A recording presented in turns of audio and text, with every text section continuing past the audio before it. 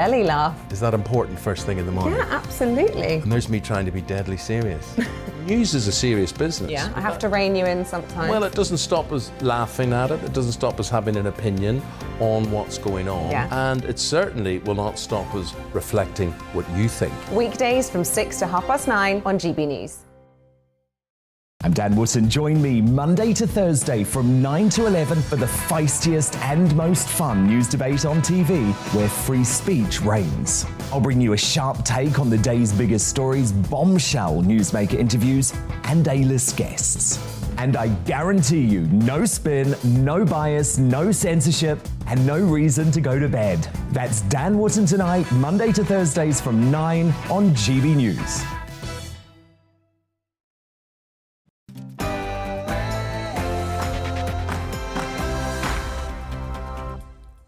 Hello, I'm Dominic Frisby. Welcome to Headliners. With me tonight, we have Jojo Sutherland and Diane Spencer. We'll be reviewing tomorrow's papers, but before we can start doing that, we go to the news, which tonight is read to you by Rhiannon Jones.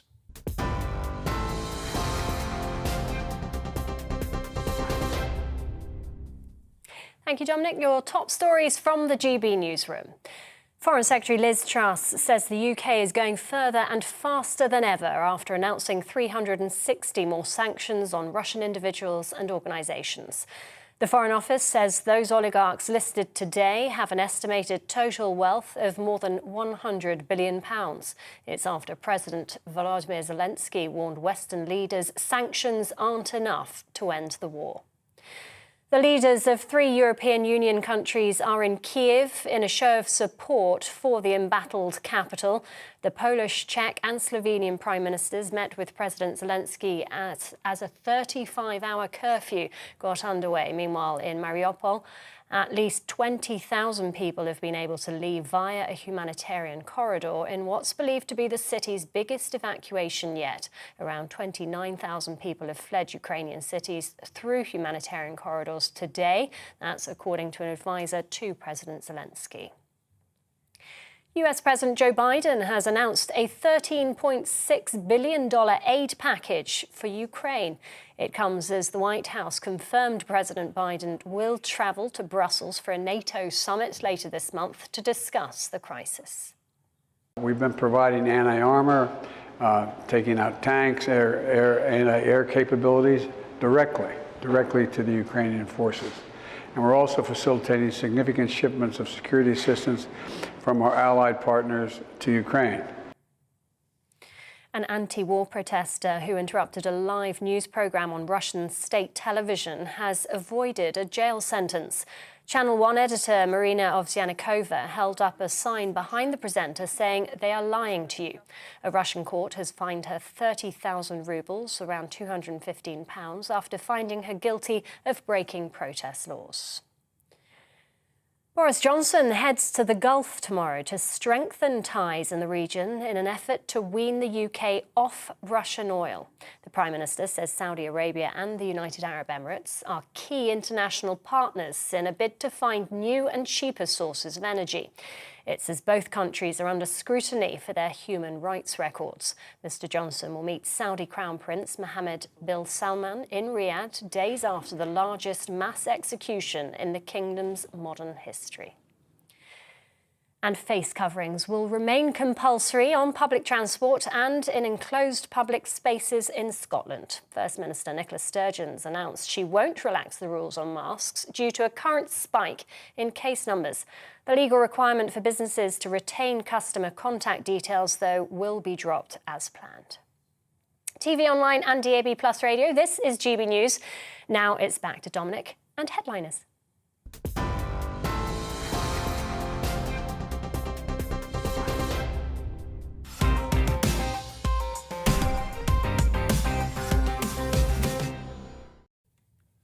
Hello and welcome to the Headliners, the show that has comedians review tomorrow's papers so you don't have to. My name's Dominic Frisby and joining me tonight we have Diane Spencer. Hello, Diane. Hello. And we have Jojo Sutherland. Hello, Dominic. Put your teeth in. I will put my teeth in. It's because we have a Scottish lass that I went doont. That's why I did that. But anyway, how are you both? Well, I hope. Yes. Good. Great, And what have you been up to today?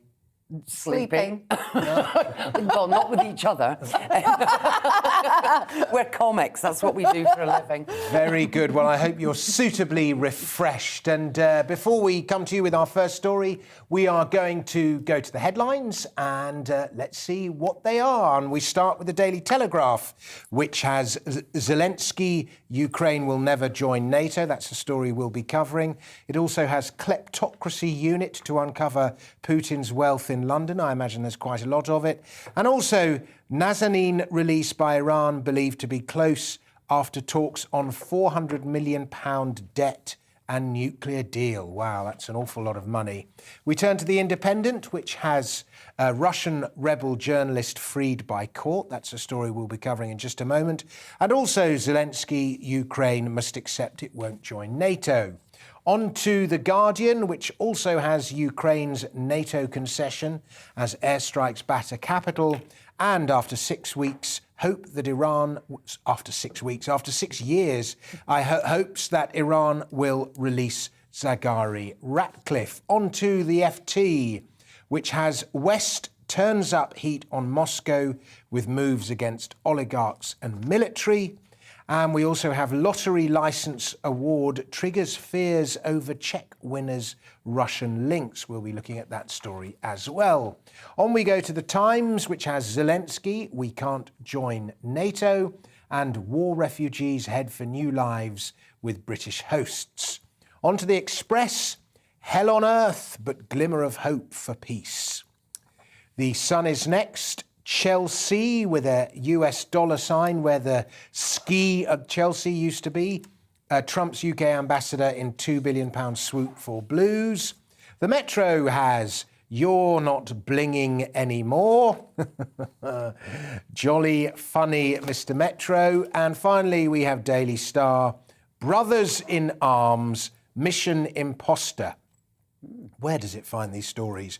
Lookalike President Zelensky escapes Ukraine thanks to lookalike Putin and lookalike Jong-un. I have no idea what that story is, but there we go. Those were today's headlines.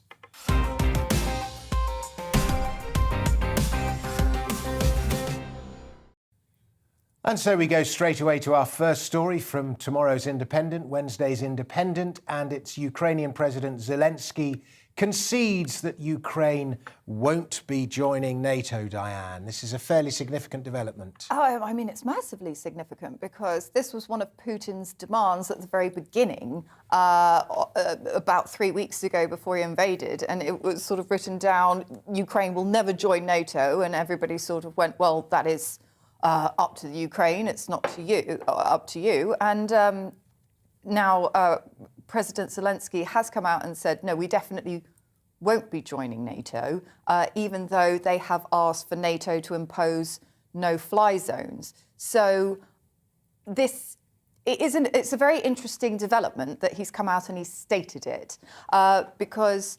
was he denying it before, do you know? Was he saying, no, we might join? Was he was keeping his options open, or was he just avoiding the subject? In his words, he said that we have heard for years that the doors were open, but we also heard that we could not join. So that doesn't quite explain how he feels about the matter. I mean, obviously, for Ukraine to become a part of NATO, I think they first had to become a part of the European Union, and they weren't a member of that. They were on the pathway to it.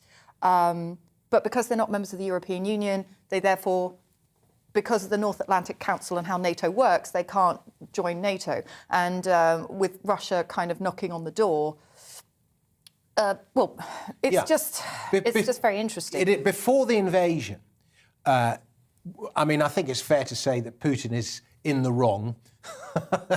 But before the invasion, you sort of had a certain amount of sympathy with Russia because he was fearing this sort of build-up of NATO right on his border. No, absolutely. The whole thing with NATO, the reason it came about was the sort of against Russia, and it did feel like they were moving the goalposts, and but I mean, I don't think there's any good guys in this, but, you know, Putin certainly isn't one of them.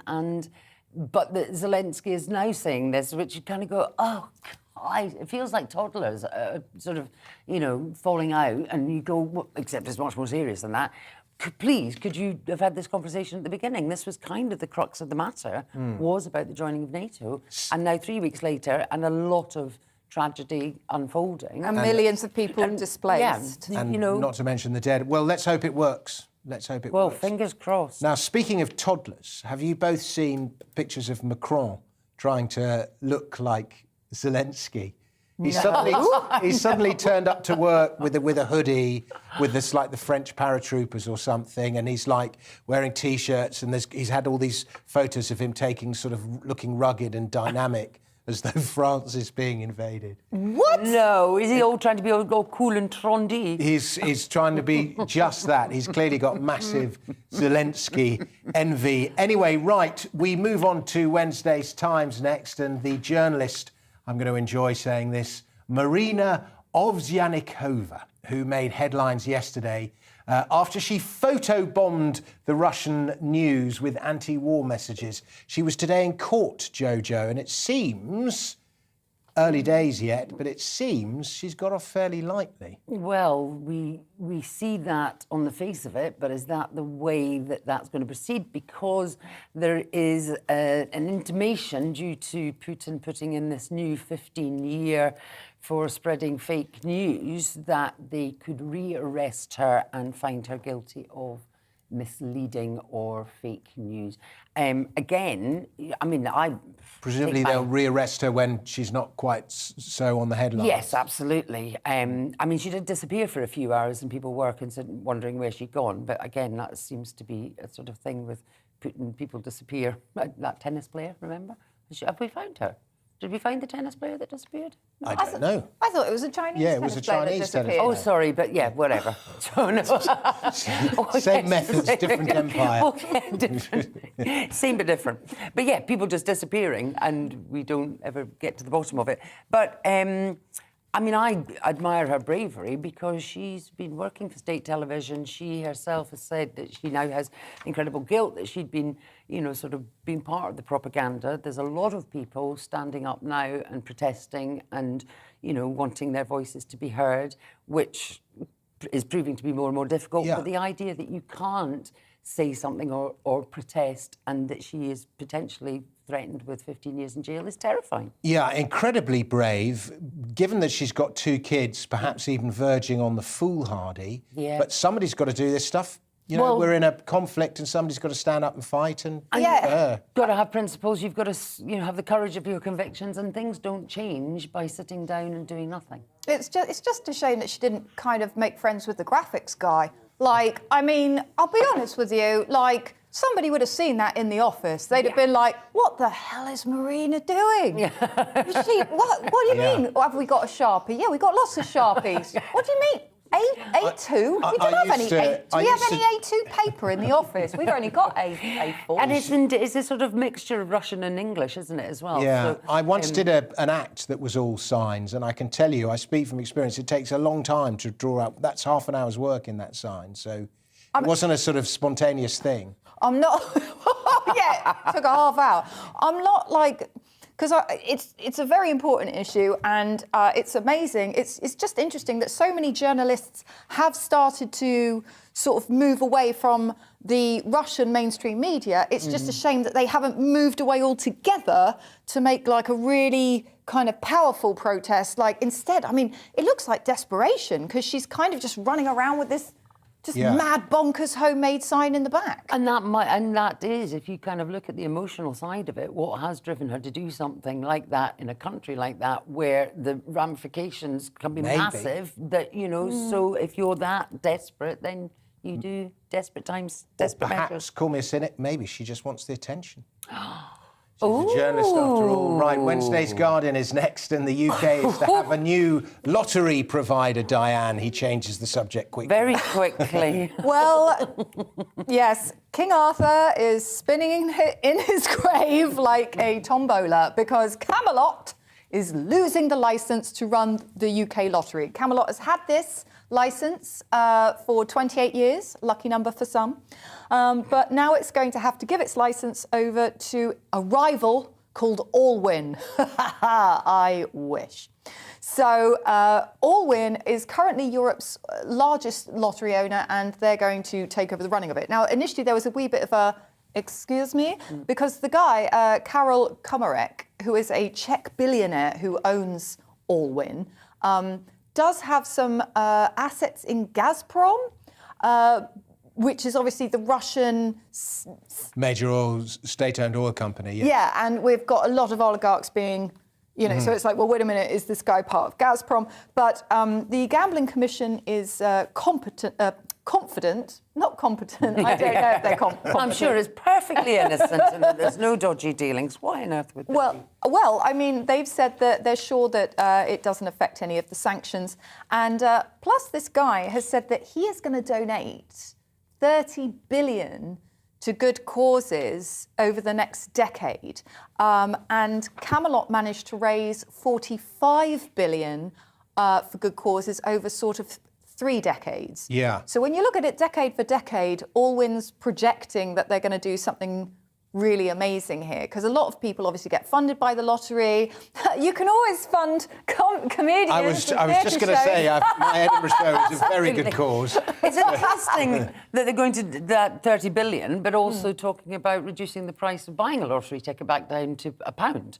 So they're minimising their income. Presumably that means reducing the winnings as well. I don't know. Well, maybe. Yeah. But then isn't that the whole point? Is it's meant to be a sort of sideways charity thing that you think that you're doing something good with? I once heard it described as something. Yeah. I once heard it described as tax for the stupid. I'm one of the... Thank you. But you're one of the I'm one of the taxpayers, yeah.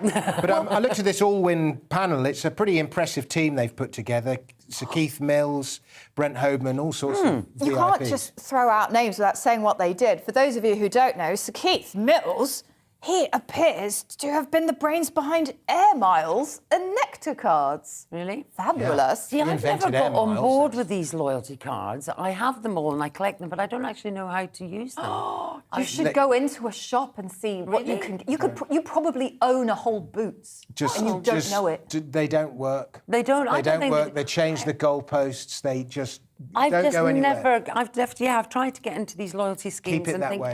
Keep it that way. Take my advice. I'm not using it. Right, Wednesday's Telegraph is next, and I always suspected Scotland was a backward country. And it is. You still have mandatory face masks, Jojo. Now remember, you're not allowed to swear. It might explain why I'm in London, though. Here we go again. Backtracking, moving the goalposts, face mask, whatever your thoughts are on them.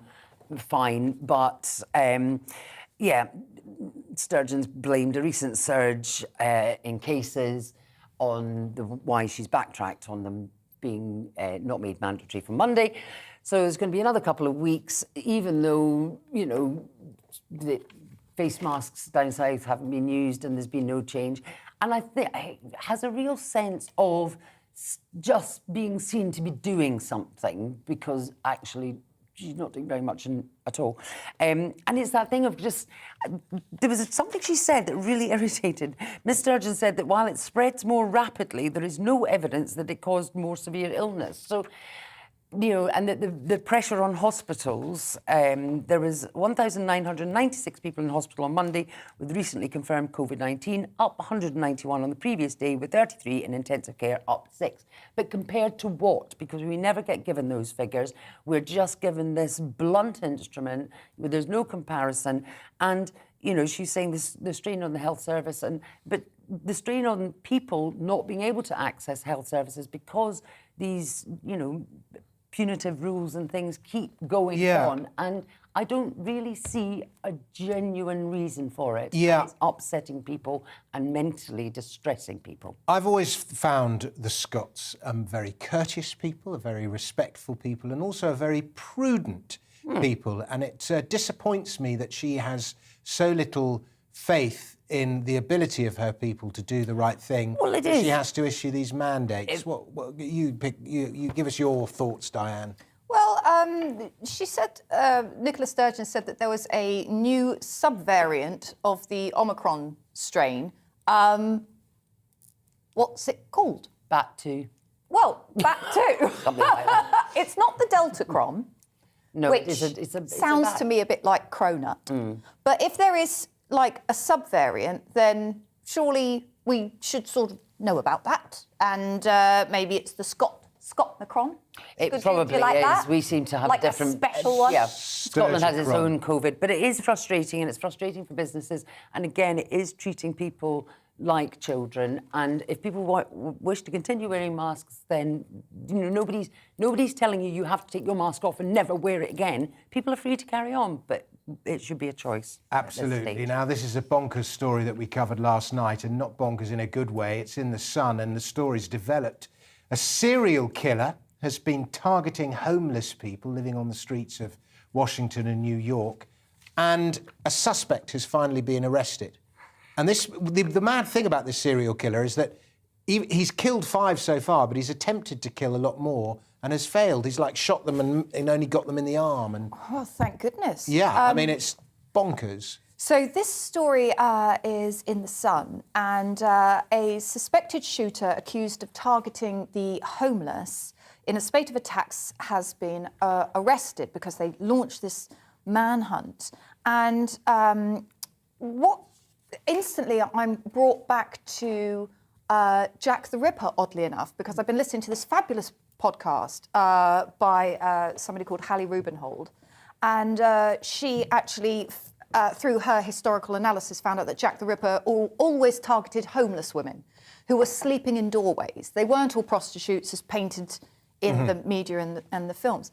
And it's just so disgusting.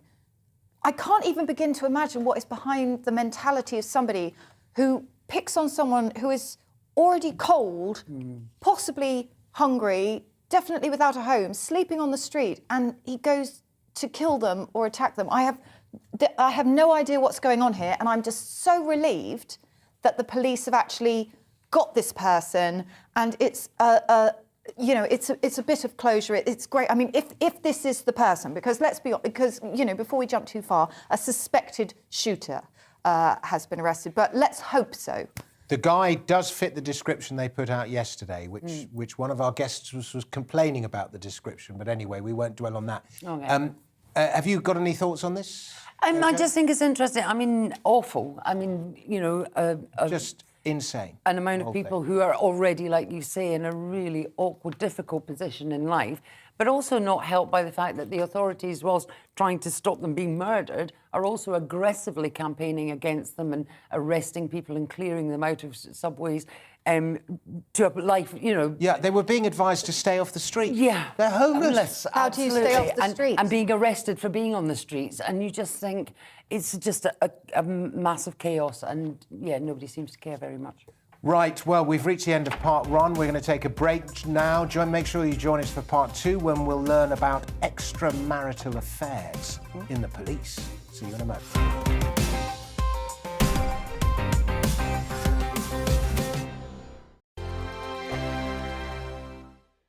GB News is the UK's home of discussion and debate. From all perspectives. To stay up to date on the latest stories, Make sure that you subscribe to the GB News channel. right here on YouTube. You can watch us live 24/7 across the whole world. You can also check out exclusive content and catch up on previous episodes of your favourite shows. Every day, we ask the questions That you'd ask, so why not add your voice to the conversation in the comments section? Don't forget to subscribe. We are GB News, Britain's news channel.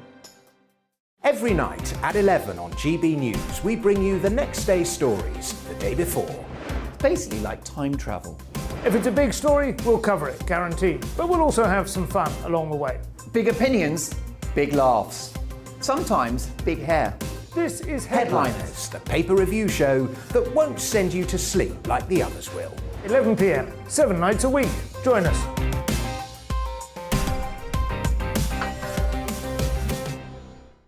Hello there, I'm Eamon Holmes. And I'm Isabel Webster. And we hope you can join us for... Breakfast with Eamon. And Isabel. You make me laugh out loud, belly laugh. Is that important first thing in the morning? Yeah, absolutely. And there's me trying to be deadly serious. News is a serious business. Yeah, I have to rein you in sometimes. Well, it doesn't stop us laughing at it. It doesn't stop us having an opinion on what's going on. Yeah. And it certainly will not stop us reflecting what you think. Weekdays from 6 to 9:30 on GB News.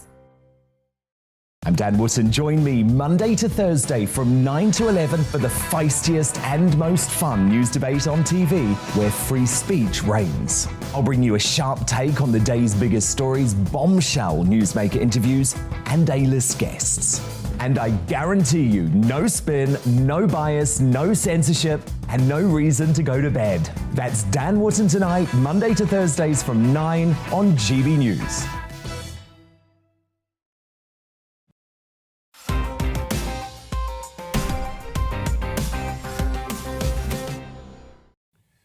Welcome back to Headliners. I'm Dominic Frisby. With me tonight are Diane Spencer and Jojo Sutherland. And let's crack on. We'll crack on with a Telegraph story. Women are turning to the black market to get their HRT, their hormone replacement therapy, Diane. Well, there was a big sort of public campaign about the menopause in November 2021, and a lot of women went, yeah, this is the year of the menopause. Yeah, we should be open about this. And it's okay that I wake up in the middle of the night with joint pains and I'm hot sweating and I can't think and stuff. I need to get help for this. So all of the women have gone to get help for it, but unfortunately, there's not enough HRT. So menopausal women are being forced to try and find their HRT in the black market, which to me is incredible because it's like you associate the black market with kind of guns, drugs. Where is the black market? Well, you've just got, you know, when you get those like news shows where news like features where you've got somebody in a hoodie, like internet hackers. Well, now when you switch it on, it's going to be like a 45-year-old woman in a bunny onesie going, "Have you got any HRT?" to like her mum's net group. But that's the back office of the dark web, isn't it? Yeah, I mean, one of the biggest users of the darknet marketplaces in America, certainly before cannabis was legalised, was people who were trying to buy cannabis for medicinal reasons, you know. Well, that's the thing. I mean, this is driving it. But people are going to pharmacies and they're saying, look, if you've got any out-of-date HRT, because it really has a massive effect on you. Can you imagine trying to do a drug deal when you've got brain fog? I mean, it's difficult enough because you don't want to feel ripped off. But I was walking home from the tube last night, it's a shadowy road where I walk home, and somebody went, HRT. I mean, the very idea of a menopausal woman trying to do a drug deal is in itself probably an Edinburgh show. Very good. So let's move on to our next story. And this is a bit of a nuts story, Jojo, from the Times. Nottingham University has withdrawn its offer of an honorary degree to race star Tony Newell because of a report he wrote. Yeah. So he's gone Tony Sewell. I don't know why I said Newell. I beg your pardon. Tony Sewell. Yes, he's written a paper. He's researched, and people get very cross when people go and do research. It's this new thing. It's actually quite an insult that people. Have you heard people going, "Oh, do you research?" Like that's a really awful thing to have done, to have educated yourself and got yourself as much information as you can about a certain subject. Seems to be kind of a put down these days. And so, you know, he's a very kind of lauded person in his field, and so the fact that he's done this research, he's chaired the commission on discrimination. So he's chaired the Commission on Race and Ethnic Disparities, and he runs a charity called Generating Genius, which it helps black children to get into higher education, and he's accused universities of, you know, sort of stifling free speech. But I mean, he's spent his life work helping, you know, the race relations. And so this report basically said, as much as we're not post-racism, we're not a post-racial society, that there was no evidence that this country was institutionally racist. And so there's been a lobbying group and a reaction to that. The university didn't like that. The students at the university didn't like it. And so someone who's done the research and come and had these findings has been challenged by people who haven't done the research and said there is institutional racism and just will not accept his findings. And because they won't accept his findings and essentially accusing him of being racist, they have withdrawn the offer of this honorary degree. And quite rightly, Tony Sewell said, you know, if you're going to offer something and then take it away, you can understand taking something away from people like Bill Cosby or, you know, R. Kelly, people who subsequently are found out to have done something awful. All this man has done is done some research into a problem and found it not to be as big a problem as was first thought. The noisy minority, it seems that it's rather like Twitter. Those who make the most noise win. Well, they said that it's because it's a public ceremony and they would give him his degree in a public ceremony and they didn't want to do a public ceremony where there could be potential problems, like because a couple of their students are going to turn up and heckle. It's like, mate, we've all dealt with hecklers, just... Yeah. I mean, just like man up, grow a pair, whatever that expression yes, is. exactly. But also it's that just, again, kowtowing to be seen to be doing the right thing and trying not to upset anyone whilst upsetting everyone. Well, exactly, and ending up doing the wrong thing. Yes. Right, on we go to the Telegraph and sexual violence and cancel culture at Westminster School, Diane. Yes, so the £41,000 a year Westminster School commissioned an independent investigation into sexual violence, and they found out that pupils kept quiet because they feared being cancelled by their schoolmates. So pupils who raised concerns that they had sexual sort of interaction with other pupils were scared that basically the others would say, yeah, well, I bet she wanted it, in a nutshell. And those who were being accused of doing sexual things were instantly cancelled by their friends and ostracised whether they had been found guilty or not. Now, this is just... It's a bit nuts to me for several reasons. One is that a child thinks they can be cancelled. No, my darling, you're a child. You can't, like, I think you can cancel yourself. You can't be cancelled. But it's all about ostracisation and all about being shut out from your social group. And if there are just sort of accusations flying around, because they are kids, and there's going to be misunderstandings, there's going to be vindictiveness. There's going to be moments where somebody loves somebody and it's not reciprocated, and the whole I choose you doesn't happen and somebody gets their heart broken. It could have fed into this report, but I think it's very strange that this school have decided to commission this report and then publicly come out and said, we would like to apologise for everything that happened to you at school. Yeah. I don't know about you, but school wasn't great for me. A lot of things happened to me at school. I got into a fight on a bus. Nobody's ever apologised to me. Do you know what I mean? I'm just, like, I know that it's important to look after children. I used to be a secondary school teacher. This seems a bit intense. Do you not agree? Well, I think it strikes me slightly odd because the investigation finds that pupils were worried about reporting harassment for fear of how they might be treated socially. But surely if you're reporting something, you're not standing out in the playground and going, I've been sexually assaulted. You are going to a position of person of trust. Yeah, but everybody and reporting. knows because they will talk. Everybody knows. Well, not if you keep your trap shut. No. Everybody knows. As soon as you see somebody go in, you would know. You'd be like, oh, no, she was talking to blah, blah, blah. Schools are massive gossip ponds. Don't hire people who have had extramarital affairs, the police have been advised. This is from Wednesday's Telegraph, Jojo. Yeah, busy bobbies.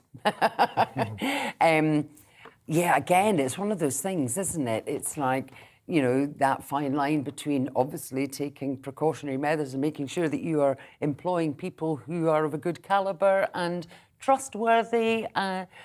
But the way that this sounds is that the intrusive measures in order to find that out seems to be being a little bit too intrusive. I mean, I don't quite know they say individuals are attracted to policing because of power. Many of the people that are getting in can exhibit what they call red flags, and red flags can go down to extramarital affairs, and that the idea that somebody's had an extramarital affair is a red flag and can be deemed dangerous. I think we're going a little bit crazy. I mean, you know, so... What I found quite funny was the way he phrased it. Michael Lockwood, the Director General of the Independent Office, said, we need to get rid of the baddies. The baddies, I know, The isn't it? baddies. What a great expression. He went, right, the goodies and the baddies, cowboys and Indians. We need to get rid of them. When the people steal the pretty things, we're going to get the puppies and go after them in the woo-woo car. It's a nice worldview that people are still using the word baddies. Right, narcissism next in Wednesday's Daily Mail. Now, do you have an excessive need for admiration? Yes. Do you disregard others' feelings sometimes? Do I have an inability to handle criticism? Yes. A sense of entitlement? Yes. Am I a narcissist, Diane? 100%. This is exactly the kind of article I love reading in the Daily Mail, especially because it's all about narcissism and dark personality traits. So it's basically, are you a serial cheater? You might be a narcissist. And then they say that researchers have revealed, shock horror, men with dark personality traits, including Machiavellianism, narcissism, and sadism, are more likely to be repeated cheaters. Yeah, because the other three things are fine. What I love is that the Daily Mail writes articles like this, whilst when you look at the website, you can see a parade of narcissists down the side, all sort of on Instagram and falling out of taxis and things like that. So I think it's wondrous. But yes, essentially, they did this thing where they discovered that they talk about narcissism and how you need to watch out, and they give a list of questions, which you very aptly did at the beginning. And Dominic, you are scoring so highly on this test, my darling. You're doing brilliantly. I passed the psychopath test as well. Do you? The famous And you are so pleased. I'm like the least psychopathic person ever, but I yeah, you are the the test. most least psychopathic person ever, right? Yeah, something like that. You're the You can best find any in it. test on the internet, can't you? Yeah. Well, to yeah. prove who you are or not. So basically, if you want to find out if your partner's one of these people, just go to the Daily Mail. Other symptoms include stroking white cats, rotating in office chairs, doing karate naked in the dark. You know, just there's little signs. Yeah, having loads and loads of suits that are identical in the cupboard. That was the one thing as well. Also, have we given up on our instinct to know when someone's a wrong-un? Yeah, well, exactly. Wrong-un. There we go. He's a wrong-un. That's He's a baddie. Simpler way of viewing the world. Right, coming up, we've reached the end of part 2. We're going to take a break, and then it's the best bit, part 3, when we look at some of the more nuts stories. Why are straight women dressing like lesbians? How can great white sharks be swimming around the UK? And how can you become an elite sleeper? Find out in part 4.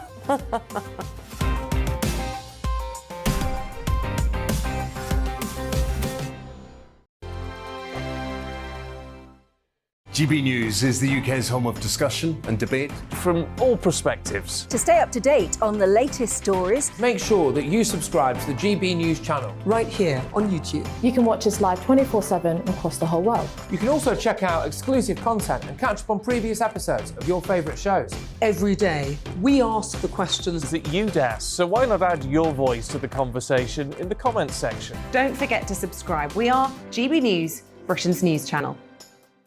Every night at 11 on GB News, we bring you the next day's stories the day before. Basically like time travel. If it's a big story, we'll cover it, guaranteed. But we'll also have some fun along the way. Big opinions, big laughs. Sometimes big hair. This is Headliners, the paper review show that won't send you to sleep like the others will. 11 p.m, 7 nights a week. Join us.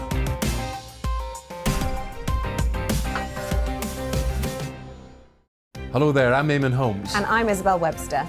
And we hope you can join us for... Breakfast with Eamon. And Isabel. You make me laugh out loud, belly laugh. Is that important first thing in the morning? Yeah, absolutely. And there's me trying to be deadly serious. News is a serious business. Yeah, I have to rein you in sometimes. Well, it doesn't stop us laughing at it. It doesn't stop us having an opinion on what's going on. Yeah. And it certainly will not stop us reflecting what you think. Weekdays from 6 to 9:30 on GB News. I'm Dan Wootton. Join me Monday to Thursday from 9 to 11 for the feistiest and most fun news debate on TV, where free speech reigns. I'll bring you a sharp take on the day's biggest stories, bombshell newsmaker interviews, and A-list guests. And I guarantee you, no spin, no bias, no censorship, and no reason to go to bed. That's Dan Wootton Tonight, Monday to Thursdays from 9 on GB News.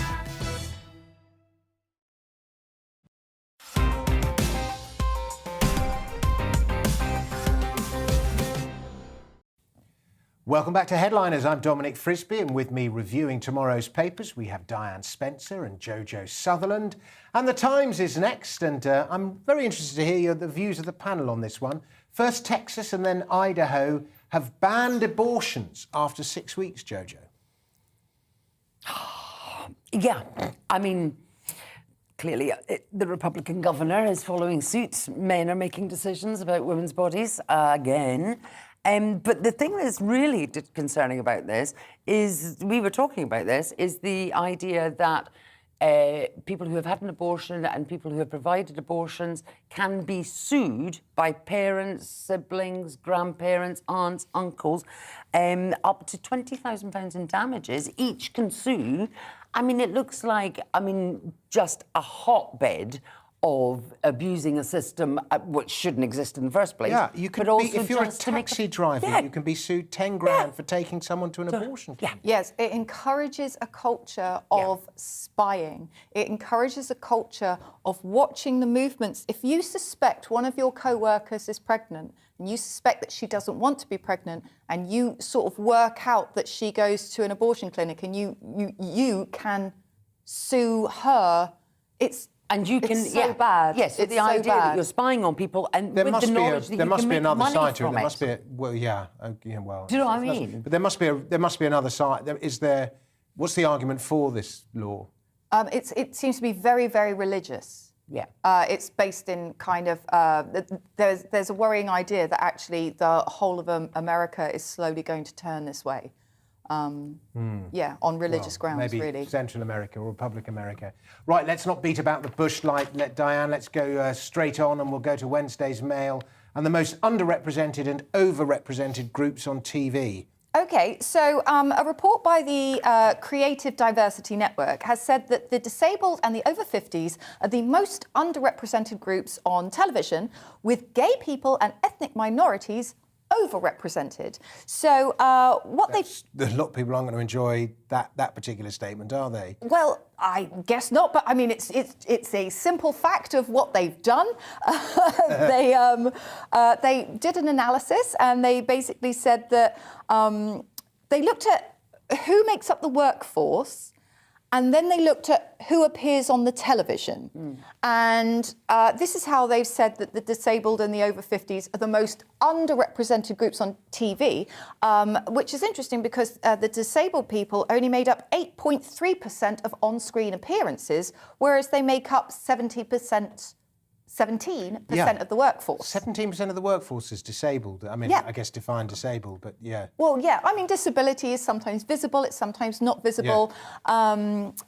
But my question is, what are these people doing on TV? Because you're looking at the workforce and they're working. But on TV, a lot of the time, you're not working. You're selling shampoo. You're in Coronation Street crying and boiling potatoes. You know, maybe it doesn't have to be balanced anyway. But I couldn't agree more. I think it's quite interesting because I think, it's personality types that draw people into television or to acting or to stand-up or performance or, things like that. That I think it's a personality type rather than a gender, sexuality, skin colour type.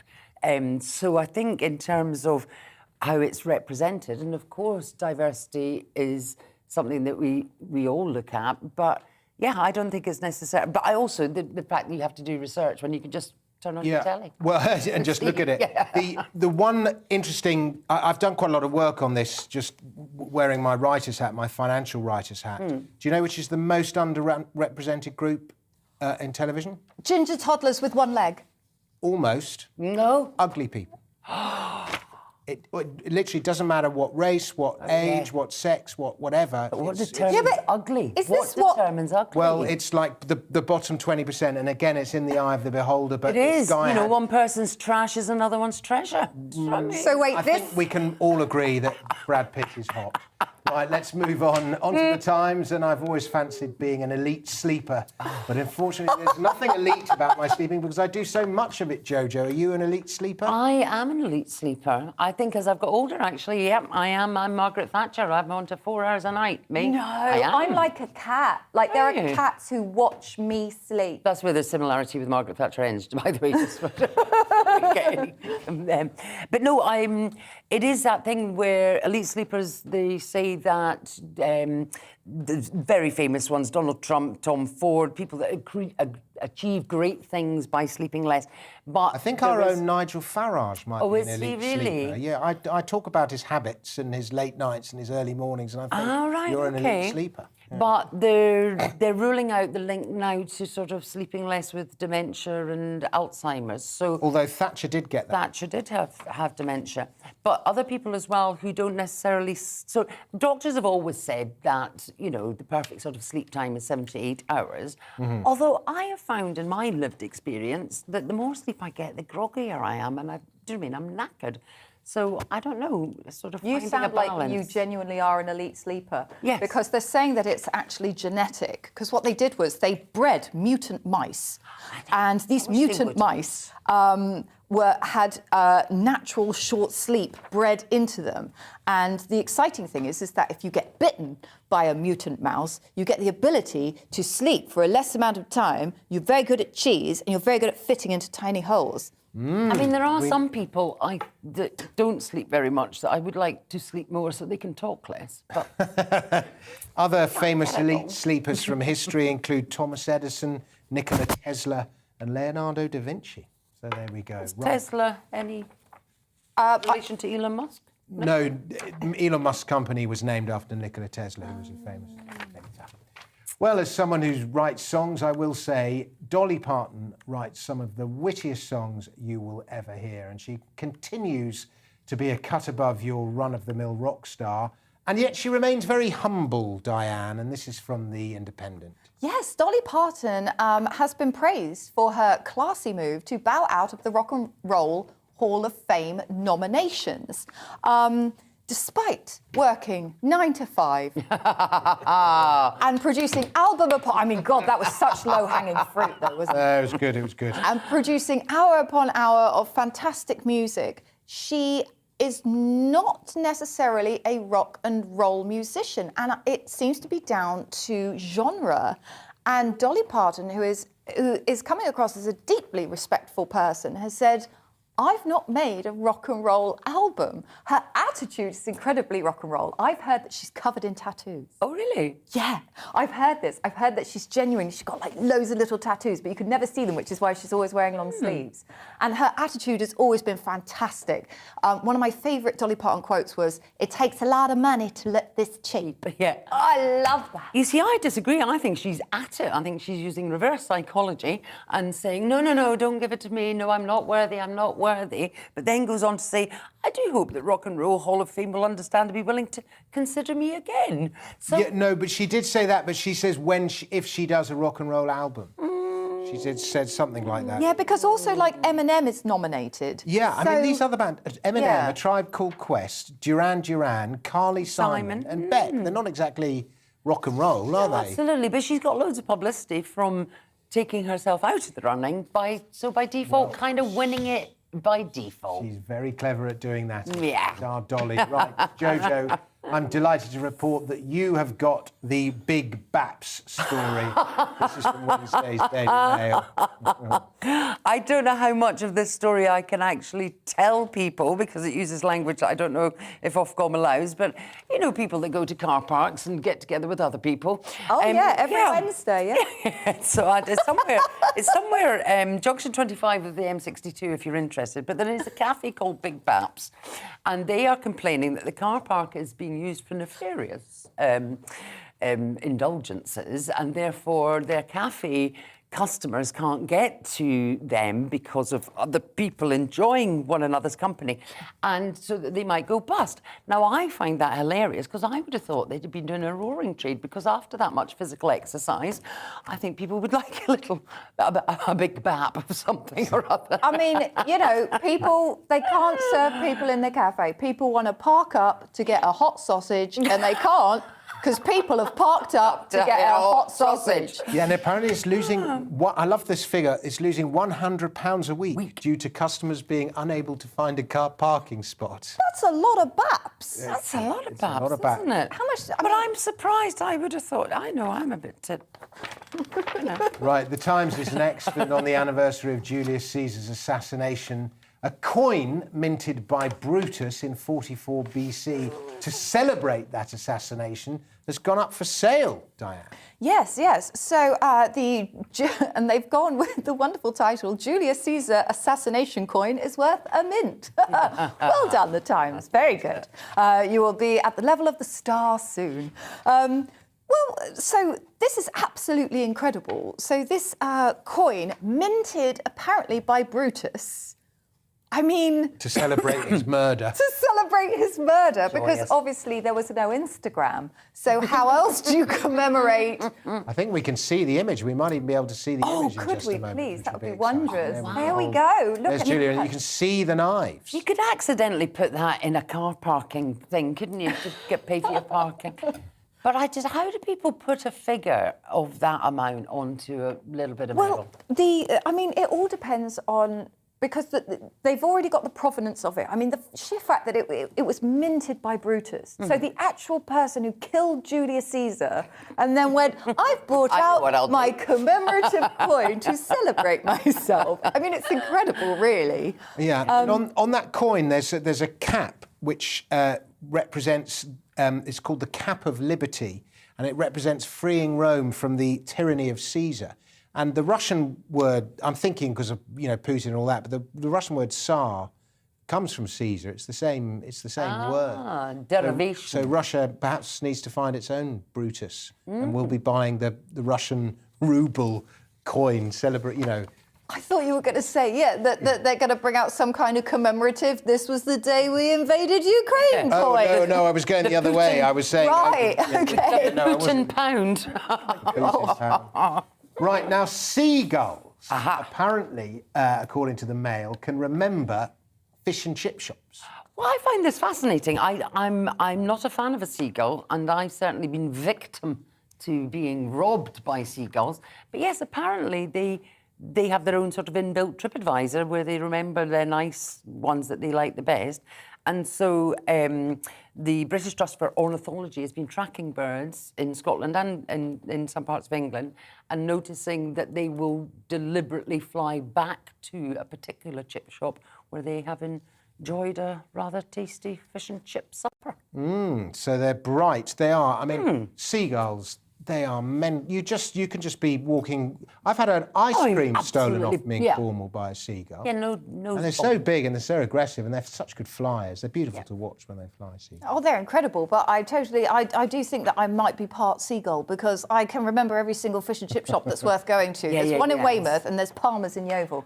Like, I've got it. Well, certainly the ones that they keep going back to, and they have got good taste. I live right by Brockley's Rock, which has got the Evening Standard Best Chips of the Year award 3 years running. No seagulls.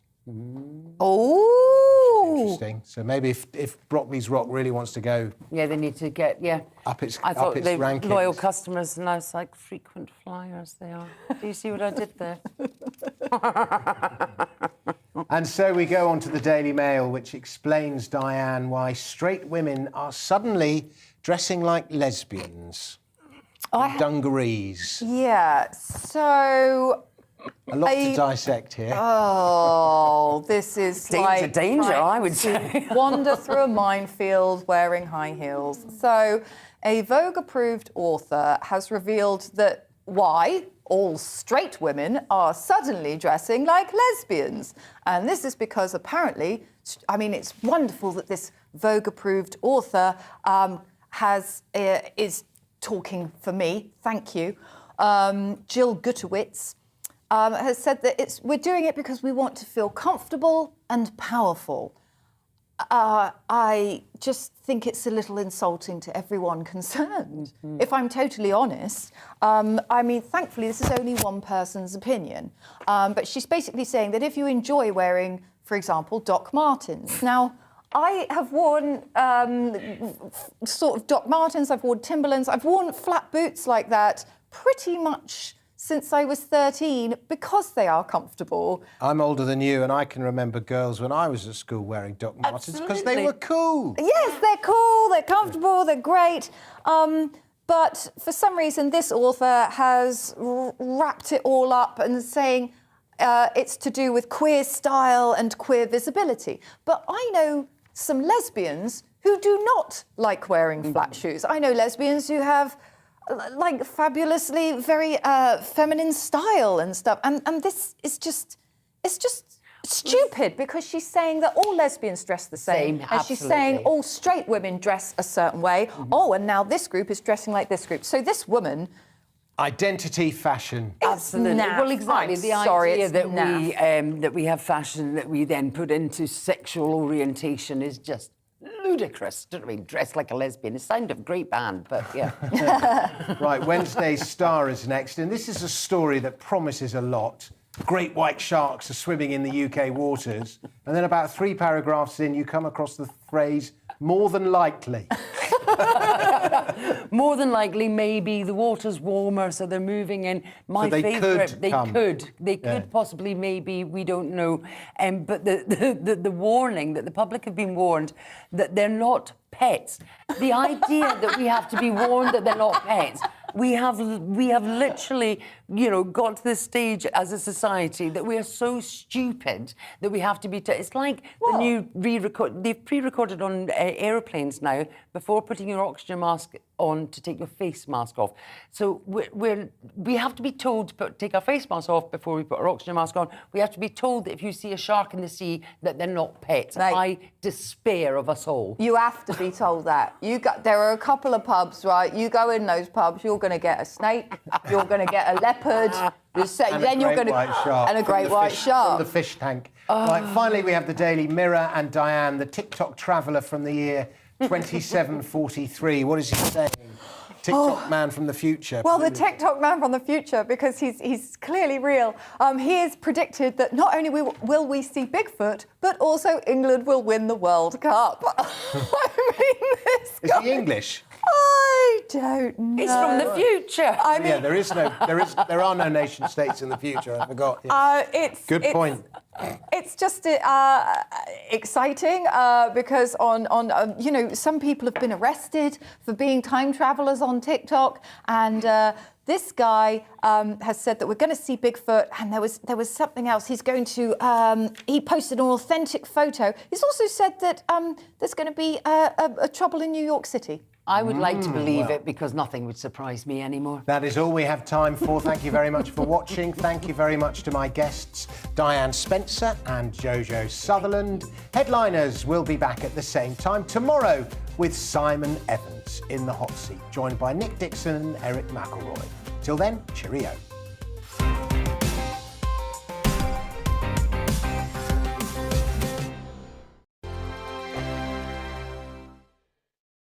Hello there, I'm Eamon Holmes. And I'm Isabel Webster. And we hope you can join us for... Breakfast with Eamon. And Isabel. You make me laugh out loud, belly laugh. Is that important first thing in the morning? Yeah, absolutely. And there's me trying to be deadly serious. News is a serious business. Yeah, I have to rein you in sometimes. Well,